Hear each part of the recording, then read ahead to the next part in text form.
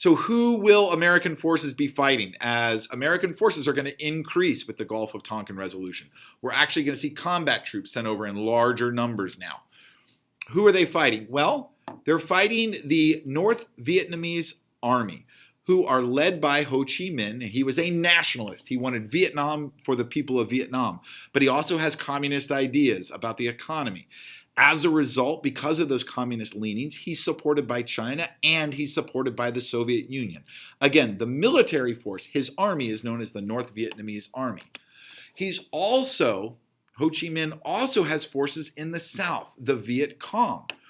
Those are their allies, the guerrilla fighters fighting in South Vietnam against the South Vietnamese government and later against American forces. Some of them are communist. Some of them just don't like the Americans in Vietnam. They feel like this is another colonial occupier. And the Viet Cong are going to be supported through what's known as the Ho Chi Minh Trail. That's those green lines over there to the left or west of Vietnam. Those green lines stretching from North Vietnam down to South Vietnam, extending through both Laos and Cambodia. This is a jungle trail system that North Vietnam uses to resupply the Viet Cong. It's a jungle trail system that allows the North Vietnamese army to invade South Vietnam more easily, but it also goes through other countries. That's going to be important later.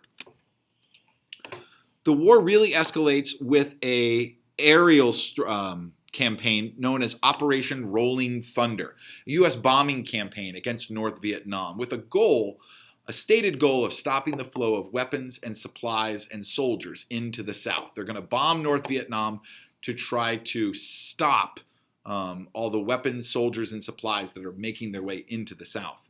But the challenge is that Vietnam is an agriculturally based country. There are very few targets of value. There are no big important bridges or railroads that can really cripple the North's economy with a few strikes. But this campaign is extensive. There are more bombs in Operation Rolling Thunder. More bombs are dropped on North Vietnam than on all of Japan, Germany, and Italy in World War II. The United States drops more bombs in Vietnam on the North Vietnamese than they do on their enemies in all of World War II. Another thing that's used from the air is known as Agent Orange. It's a herbicide. It killed plants. And it was sprayed to try to kill the tree cover, to eliminate all the jungle foliage, to better see troop and supply movements from the north. One of the problems that was discovered later is that Agent Orange causes cancer, and not just on the people of Vietnam. It caused cancer for American soldiers that marched through areas that it had it sprayed on it. Who are our allies? Who are America's allies in Vietnam? The allies are going to be the Army of the Republic of Vietnam. Those are the soldiers of South Vietnam. And it's important to remember that South Vietnam, like many of our allies during the Cold War, is not a true democracy. It might even be closer to a dictatorship, but it's not communist. Why is it a dictatorship? Well, it's a repressive government, especially against the Buddhist minority in South Vietnam. The Army of the Republic of Vietnam is going to fight alongside the United States at times, but there is problems with the leadership and corruption within the Army of the Republic of Vietnam. There are supporters in the South. There are South Vietnamese citizens who are supportive of Americans. There are also members of the Viet Cong. And one of the big challenges that American forces face is that it's almost impossible to tell the difference until somebody shoots at you. America, unlike in World War II, and unlike maybe the start of the Korean War, Americans are divided about what to do in Vietnam. And they're divided into those classic two groups, Hawks and Doves. On the Hawks side, the Hawks pointed out things like the Truman Doctrine, that U.S. pledge to assist nations that are trying to resist communist rule. Because of that promise made to the world, starting with President Truman, American credibility is on the line if Vietnam is taken over by the communists. And there's the domino theory, which is first articulated by Eisenhower and followed by JFK and Lyndon Johnson. This idea that if Vietnam falls to the communists, then Laos and Cambodia and Thailand will soon fall. And what about the rest of Asia? Will we lose Japan to the communists? Will we lose the world's largest democracy, India, to the communists? And a third argument that the hawks are going to make is that giving in to aggression, appeasing the communists by allowing them to have South Vietnam, sounds a little too much like the start of World War II, when appeasement was seen as the big failure. On the Doves side, Doves point out that escalation of the conflict in Vietnam, remember, advisors were already there, if we increase troops, that doesn't necessarily mean that it's winnable. They point to Korea as an example. American forces were in Korea for 3 years, and when the war ended, there was virtually no change. They also argue that it's not in the United States' best interest to be involved in Vietnam. Vietnam on its own is not significantly important to the American economy, to American culture, to American relations.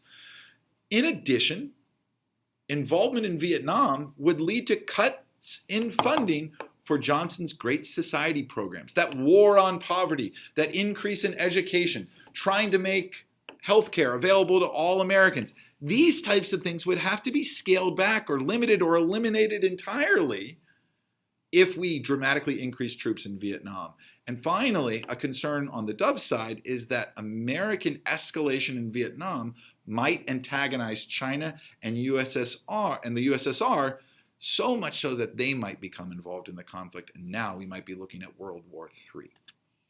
So let's look at that troop increase that did take place, despite the protest of the Doves. In March of 1965, there are about 3,500 combat troops that arrive in Vietnam.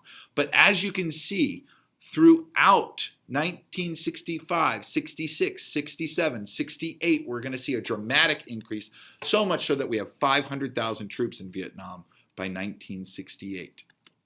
And that's going to lead to a change in roles for the United States. Starting in 1965, U.S. forces take over responsibility for fighting the war. The South Vietnamese army is only there in a support role. And the United States is going to attempt to wage a war of attrition. Being a larger, more powerful nation and army, they're going to try to wear down the North Vietnamese army and the Viet Cong by forcing them to have sustained losses. However, the North Vietnamese and the Viet Cong are more motivated to fight in this war than Americans because they're fighting for their independence.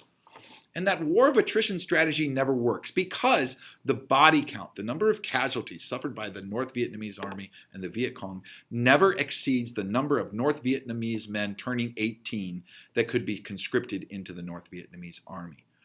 As a result, the anti-war sentiment rose in the United States as that war drags on. A war of attrition does not mean a quick war. So as the war drags on, it becomes more and more unpopular with the American people. And the major turning point in the war is what's called the Tet Offensive. Tet was the Lunar New Year celebrated in Vietnam. On Tet in 1968, North Vietnamese forces, in conjunction with the Viet Cong, launched surprise attacks all across South Vietnam and seized control of some major cities. Now, over a short amount of time, U.S. forces are able to repel that surprise attack, drive them back, and regain all that lost territory. But images from the Tet Offensive and the reports from the Tet Offensive change the perceived scope and size of the war for the American public. This does not look like a war that America can easily win. This does not look like an enemy that's ready to surrender. The Vietnam War is also a good example of limited war tactics versus total war tactics. In the Vietnam War, the United States is unwilling to use all the weapons at their disposal. They're unwilling to use nuclear weapons against North Vietnam. They're unwilling to enlist to draft all Americans available for service. They're also unwilling to use tactics near the Chinese border. All of these things were off limits to American military commanders because the fear was they could bring the Soviet Union or China into the war. If American forces get too close to the border, like they had done in the Korean War, the Chinese might become directly involved with Chinese forces. If American troop numbers increase tenfold and a lot more American soldiers arrive, that's the kind of thing that could bring the Soviet Union or China in. And certainly if the United States uses nuclear weapons, the fear was the Soviet Union or China would do the same. In addition, these things, well, if the Soviet Union or China became involved, the fear is that that would lead to unacceptable US casualties. On the flip side, the North Vietnamese are fighting a total war. They are drafting all men of available age into military service in North Vietnam. They are devoting all aspects of their economy to winning the war.